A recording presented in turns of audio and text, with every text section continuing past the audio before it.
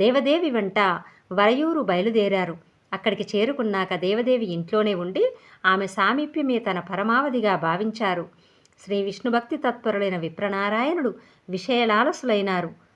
భగవత్ కైంకర్యమే ముక్తి మార్గమనుకున్న భక్తాంగ్రి రేణువు దేవదాసికి దాసుడైనారు.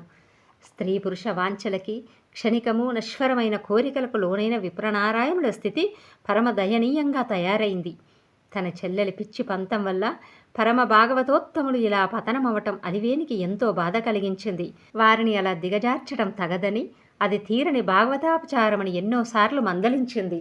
ఇది ఎంత విధి విలాసమనుకున్నా పూజ్యుడు ఆరాధనీయుడైన తొండరడప్పొడి ఆళ్వార్ల స్థితి ఎంతో వేదన మనస్తాపం కలిగించే విధంగా ఉంది. ఇలా రోజులు గడుస్తుండగా వారి జీవితం గడవడమే దుర్భరంగా తయారైంది.